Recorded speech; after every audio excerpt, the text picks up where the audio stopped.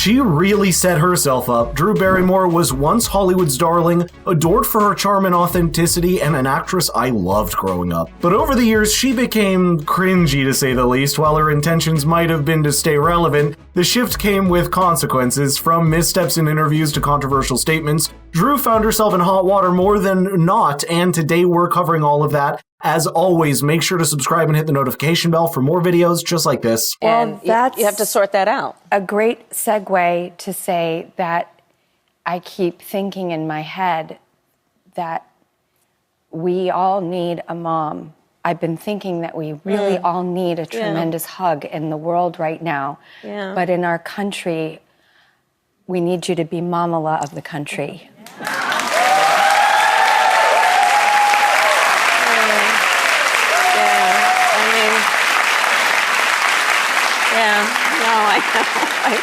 And as a woman who respects so much and wants to share and wants to be confident and has no ounce of me that has competitiveness, when we lift each other up, we all rise. That's exactly right.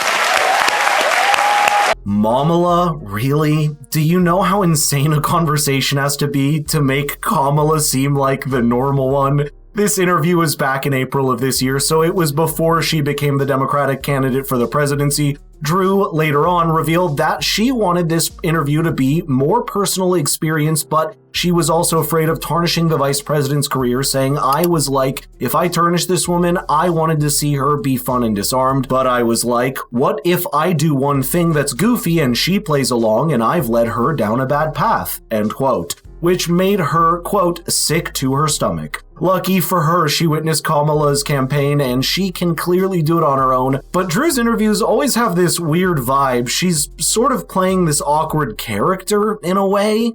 In addition, she is honestly as woke as possible. By the way, if you've noticed that she was awfully close to Kamala in this clip, wait till you see what she did with Martha Stewart and Oprah as they went on her show in 2 separate interviews. What makes you soft and gooey, though? What makes me soft and gooey? Soft and gooey. Yeah, treatment. Soft and gooey treatment. Yes. When you're treated like a lady. Nicer. It's nice. Someone comes in and... You're the wrong gender. I know. So soothing. I want somebody to do this for me all the time. All the time. This is good. Something I'm available. I can do it. Something that I learned about you, because I didn't know this detail, was that you would spend time with the audience outside of the show you were filming. Yeah. Every day. And one thing that I've done is spend time with the audience every day. And I had felt guilty for it. No.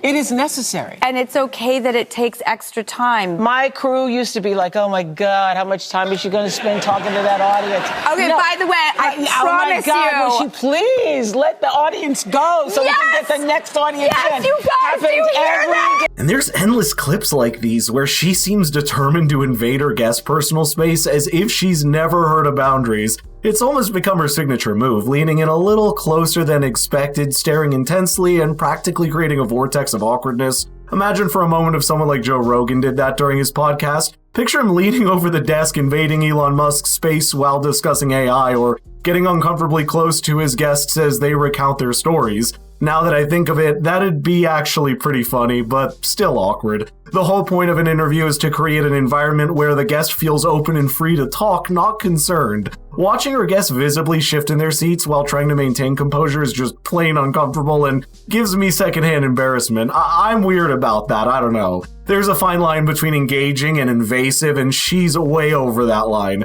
Jimmy Fallon also noticed and had to bring it up as Drew was on his show. You get really up close and personal. This is you interviewing Brooke Shields. Look at this. You guys are basically like spooning almost. Yeah. It is. Yeah, and we got much closer than that at certain points too. Yeah.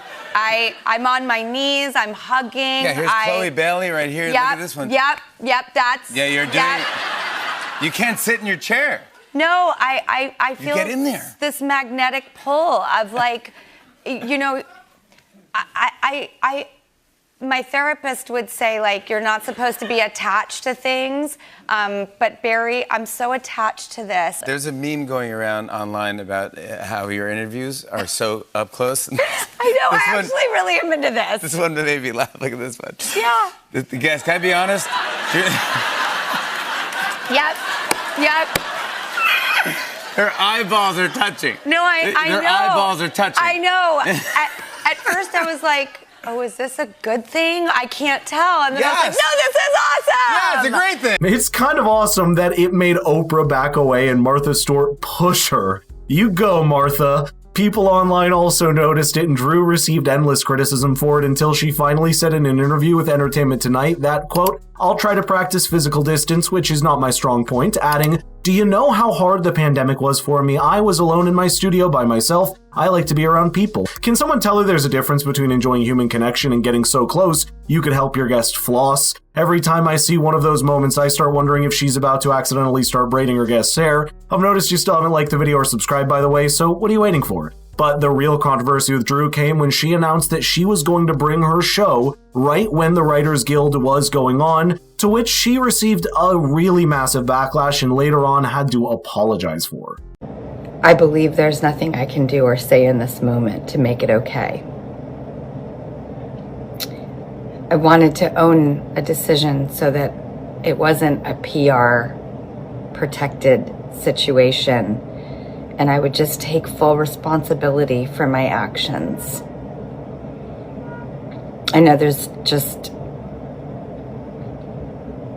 nothing I can do that will make this okay for those it is not okay with. I fully accept that. I fully understand that.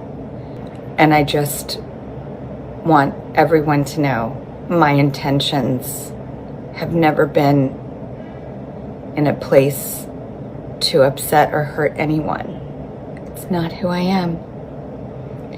I've been through so many ups and downs in my life, and this is one of them.